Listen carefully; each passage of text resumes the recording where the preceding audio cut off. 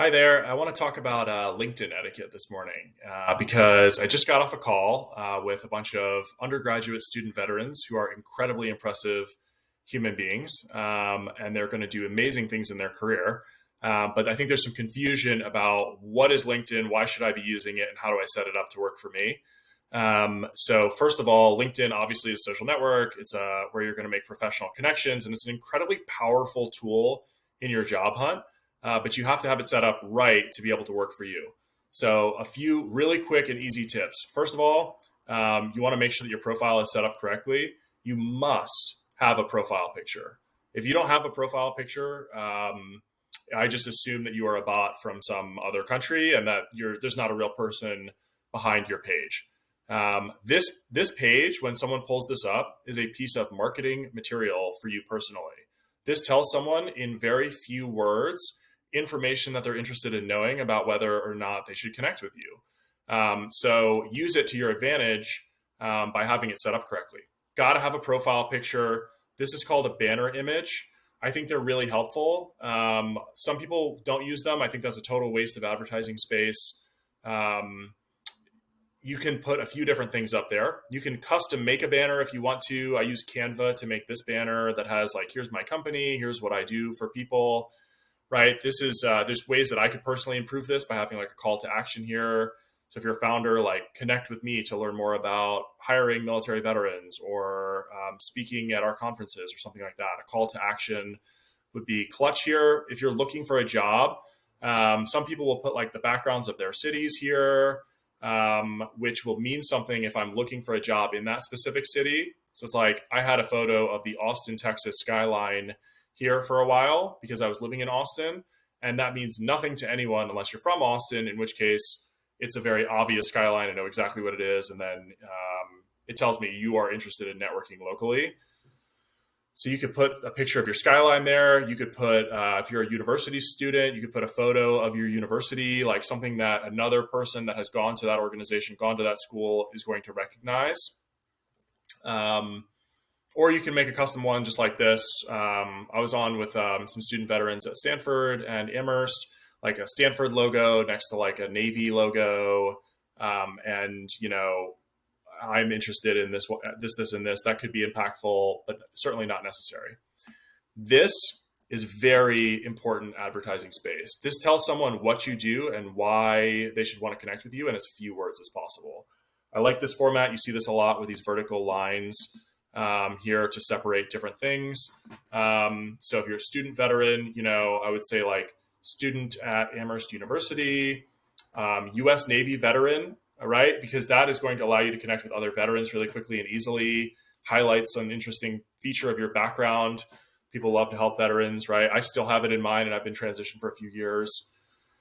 I think it's good to have it in that little title here. And then if you're doing like a summer internship in strategy consulting or, whatever, you can just put like, strategy consulting or whatever else there. This is also really valuable advertising space here. So if you click this little pencil here, you can see show current company in my intro, show education in my intro. So I would check both of those boxes so that it shows these different logos here. And then you want like the most relevant logo for whatever it is that you're recruiting for up top. So if you've done for instance, a summer in consulting at X, Y, and Z different firm, but you're also working at your school as like a barista in a cafe or something like that. And it says like barista in the cafe, but you're recruiting for strategy consulting roles. Like just, you want this one to probably reflect what you're trying to get into if you're able to do so.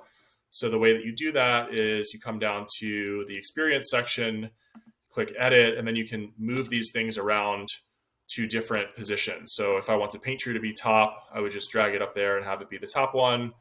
But I actually want this one to be the top one. So I've got that up there. If I want people to subscribe to my newsletter, and that's mostly what I'm pushing, maybe I'll put that up top so that then, in the profile, it shows up top there, right? See how that's now up top, the newsletter that I write, which you should all go subscribe to. But I'm going to keep this one up top because that's what I want people to know about the most.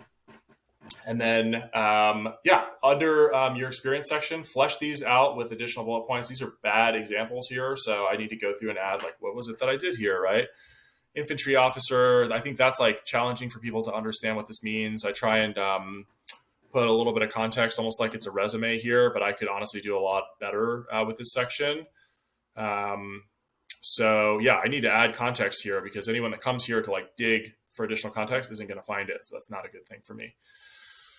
This about section, don't ignore it. Write an about section. Mine is like not great, frankly. I'm a serial entrepreneur who's failed more times in life than succeeded. That's true. I help military veterans transition, right? I read this weekly newsletter. But you can add all kinds of stuff here. So say like, I am a transitioning military veteran who has served, who has led teams in the military for the last 5 years. My passions are X, Y, and Z. Just like a little bit goes a really long way. And then last really quick piece of advice, we've covered a lot actually in this video.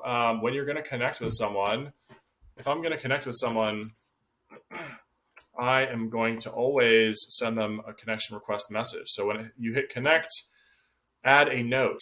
Don't just hit send because then there's no sort of like context. It's just not helpful. So add a note. Hi, Steven, right? You want to get their full name. Don't assume that this is a Steve. This is Steven, right? Hi, Steven. I hope this message finds you well.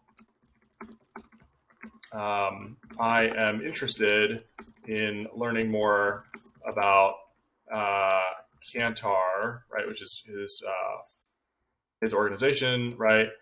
And I am hoping to speak with you on a quick call in the coming weeks.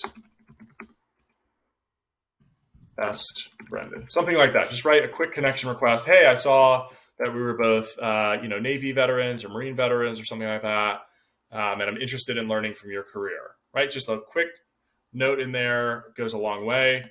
If you haven't already, I know that we've got a lot of people that are brand new to LinkedIn that watch these kind of videos. Go through and add people that you already know. Like if you have worked with people in the past in the military, add them to your professional connections. You can remind people how they know you. That's always helpful. People at your school, people who work at your school, like just add these people on LinkedIn, and over time it'll grow your professional network so that when you are reaching out to people and you're adding, like you guys saw the connection request that I just sent, like there's 25 people in common here.